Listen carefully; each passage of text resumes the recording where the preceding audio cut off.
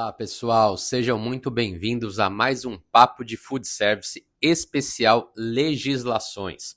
Eu sou Thiago Jacopetti, nutricionista, e estamos aqui apresentando a Portaria Municipal 2619. E para você que está entrando agora nas nossas redes sociais, no nosso grupo do WhatsApp, seja muito bem-vindo, seja muito bem-vinda. E algumas dicas que nós damos imprima a legislação, né? Imprima a portaria para que você tenha ela em mãos, para que você consiga escrever, para que você consiga colocar um recado, um puxadinho de onde você lembrou que você tem algum problema relacionado a algum item, para que quando nós estivermos nesse ponto, você conseguir mandar a sua pergunta através das nossas redes, que nós vamos ter muito prazer de responder, tá bom? E outra questão é compartilhar. Quanto mais você compartilha a nossa comunidade, mais pessoas vão entrando e mais dúvidas podem vir surgindo e a gente vai enriquecendo cada vez mais esse nosso grande bate-papo. Tá bom, pessoal? Muito bem. Passados os recados, e mais um grande recado, né? Sempre o nosso apoiador que está com a gente há muito tempo, o marketing nutricional, né? Então essa mídia que consegue captar várias vertentes aí também do mundo food service, e também entre no canal deles, que é o Marketing Nutricional, o jornal eletrônico, né, que tem muita comunicação e muita informação bacana para você que também é da área. Beleza? Passados os recados, então vamos lá. Bom, pessoal, nós estamos no item hoje 2.3, né? O item passado foi o 2.2.3 e agora nós estamos no item 2.3.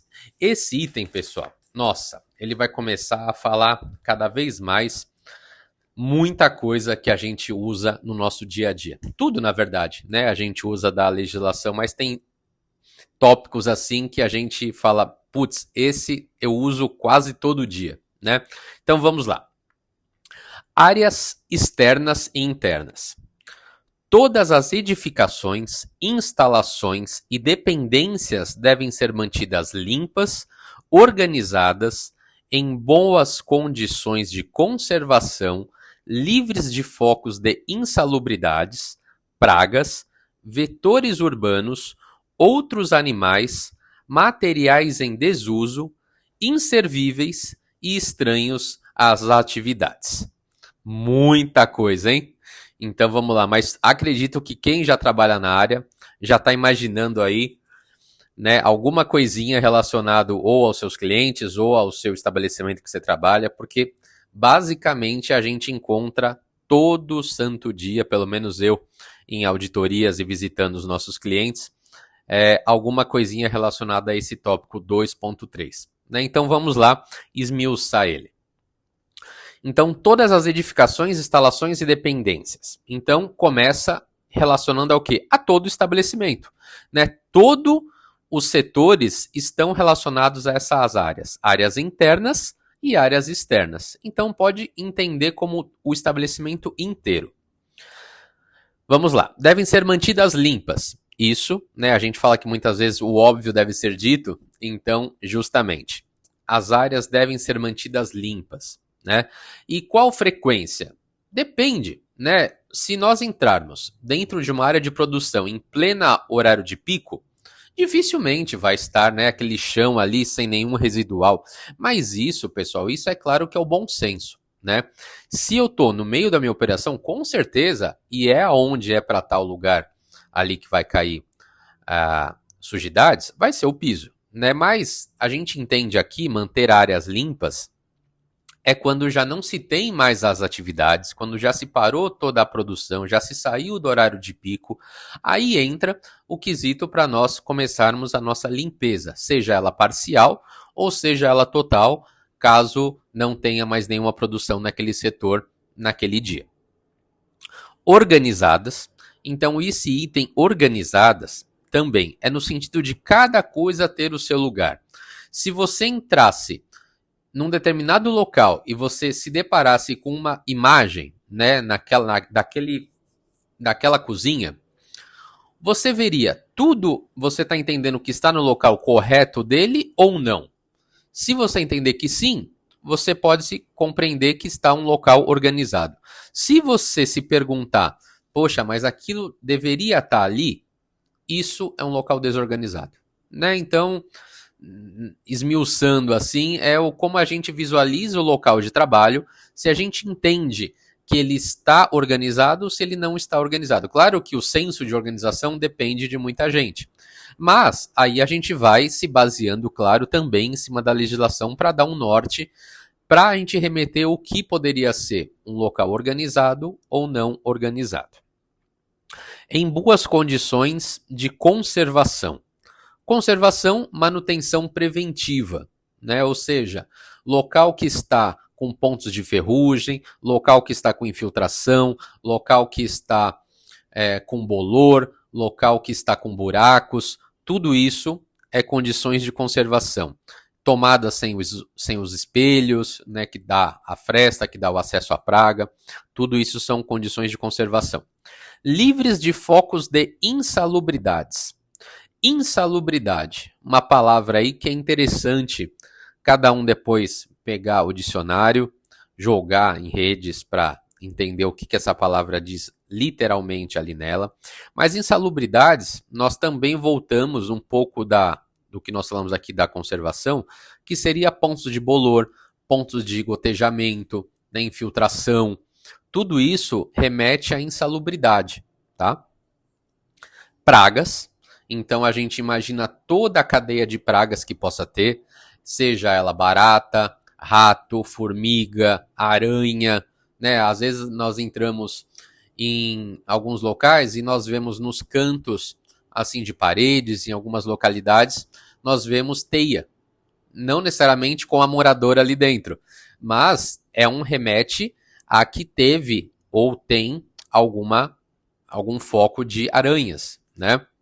E aranha remete ao quê? Remete ao alimento da aranha, que é mosquito, pernilongo, né, alguns tipos de barata, e assim vai, porque se tem aranha, tem o alimento para ela.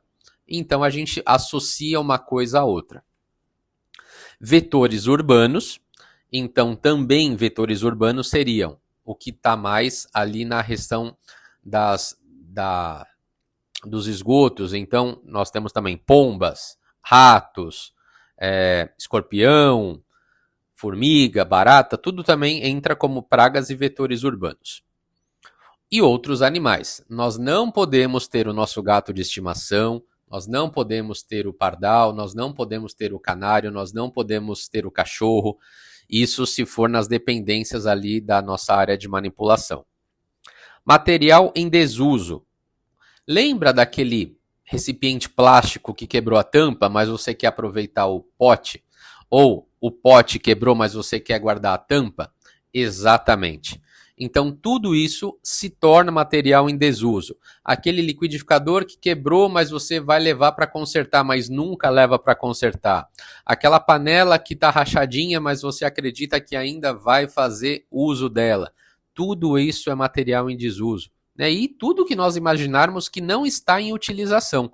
Se eu não utilizei, né, algumas dicas assim, se eu não utilizei esse equipamento dentro de 15 dias, dificilmente eu vou utilizar ele. Né? Porque pensando que em 15 dias, se você não fez uma preparação que você vai utilizar ou esse equipamento ou esse utensílio, salvaguarda ali algumas preparações que são comemorativas ou alguma coisa específica, mas você vai estar ciente disso. Tirando isso, entra como material em desuso. Ah, mas Thiago, eu não tenho outro local para colocar ele. Envelopa ele, coloca dentro de um saco plástico, coloca com plástico filme, identifica que esse material, esse equipamento está aguardando, né, até ser utilizado ou até ser encaminhado para manutenção, e aí você dá um encaminhamento nele, uma organização dentro do seu estoque, muitas vezes que esse local está, e aí você começa a orientar. Isso foi material em desuso. Inservíveis, né? Inservíveis acaba sendo similar a isso. Inservíveis ali, aí podemos entender como uma madeira, um cano que não está utilizando, uma tampa de privada que você deixou ali no canto, alguma coisa relacionada a isso que não tem funcionalidade nenhuma, né? Isso a gente entende como material inservível. Uma pedra de granito que você ia usar, mas acabou não usando e fica ali naquele canto, né? Então tudo isso é material inservível. E estranhos a atividades, também só complementando alguma coisa que não incida no material em desuso ou inservíveis, acaba sendo material estranho à atividade. Por exemplo, dentro de uma área de produção, dentro de uma cozinha, tem uma bicicleta. Ah, mas a bicicleta é do funcionário.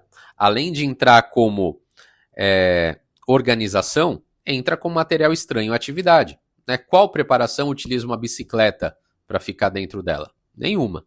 Então, aí nós entendemos esses quesitos que envolvem todas as instalações e que muitas vezes nós caímos num hábito de deixar aquilo lá, porque você sabe que um dia você vai usar, aquilo está aguardando alguma outra coisa para ele poder ser utilizado, mas no decorrer desse tempo ele está ali parado, ele está ali aguardando.